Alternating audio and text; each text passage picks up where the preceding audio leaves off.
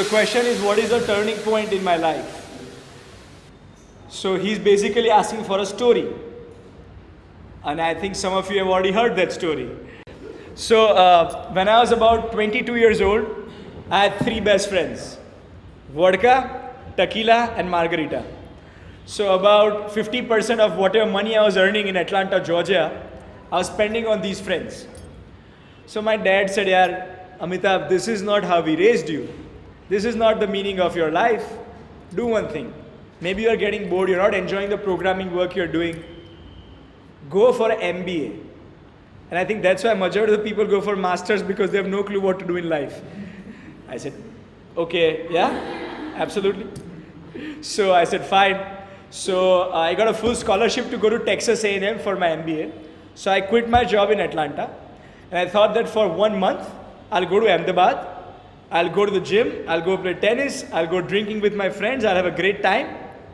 And I'll go back to Texas after that. In the flight, they were showing a movie called Swadesh. Swadesh is a wonderful movie about a NASA scientist who moves back to India because he meets his nanny and goes to her village and decides to work for the benefit of the village by making light bulbs, by improving the water harvesting system there, and doesn't go back. So when I saw the movie, I thought that I also had a nanny who had raised me for almost 14 years of my life. She would run behind me with a glass of milk, she would put oil in my hair, and I had not seen her for a long time. Almost about 5 years I did not see her. So straight from the airport in Ahmedabad, I went straight to her village.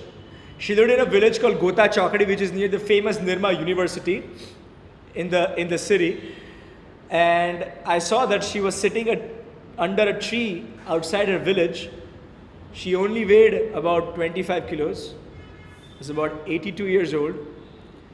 And the first thing she said when she saw me was, "Dikra, tu aayega, hame wo shanti thi jai sakis." I remember this like yesterday. What that means is, son, now that you've come back, I can die easily. And she had shrunk to 4 feet 5 inches. You know, she had like a humpback. And I said, "What happened to you?" And then I found out that her son was feeding her only once a day.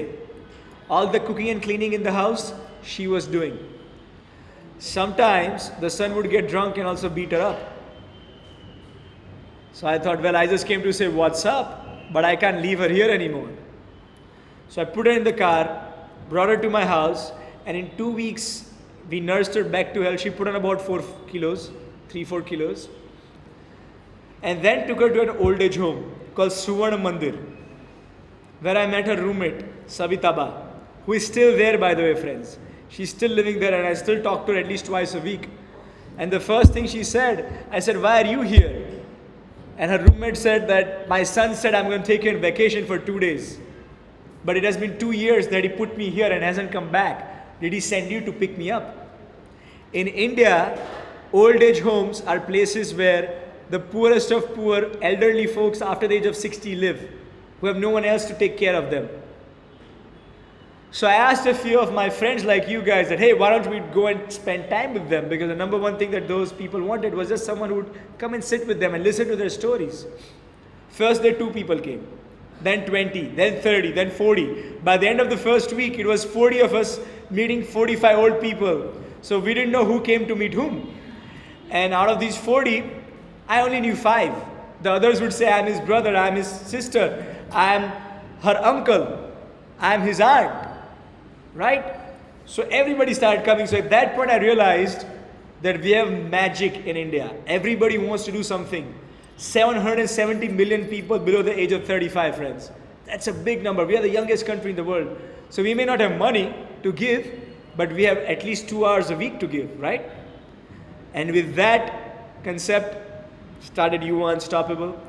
And I remember a very unique conversation with my father on the 3rd floor in our house, which is the floor for all difficult conversations. Whenever he's angry, he calls me there. And he said, "Look, son, what is all this social work you're doing? You have to go back to the US in a week for an MBA. I said, "You know what, Dad, it's okay. I don't really want to go." He said, "Look, son, you got a non-refundable airline ticket. said, you know what, Dad, it's okay, I don't really want to go. He said, look, son, you got a full scholarship. The biggest scholarship they're ever given in the history of Texas A&M to an international student. I said, you know what, it's okay, Dad, I don't want to go. He said, fine, you can stay in the house, but I won't give you a penny. I had some money saved up from when I was working in Atlanta. I said, fine, thank you, it's okay.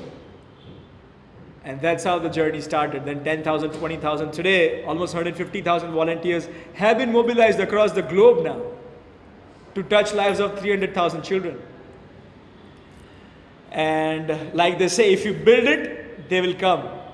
From presidents of country to our prime minister, to cricketers, to celebrities, to over 100 corporate houses, everybody came and said, what can we do to help someone?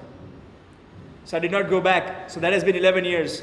I did go to Yale for a couple of years for my MBA in between, because my parents had taken a promise from me that you'll at least do your MBA. But Yale was ranked #1 for not-for-profit and leadership. Indra Nooyi, the president of Pepsi, went there. A lot of presidents of America have studied there. So I was like, fine, I'll go there and come back. And so I declined a Wall Street offer from JP Morgan to work on the real streets.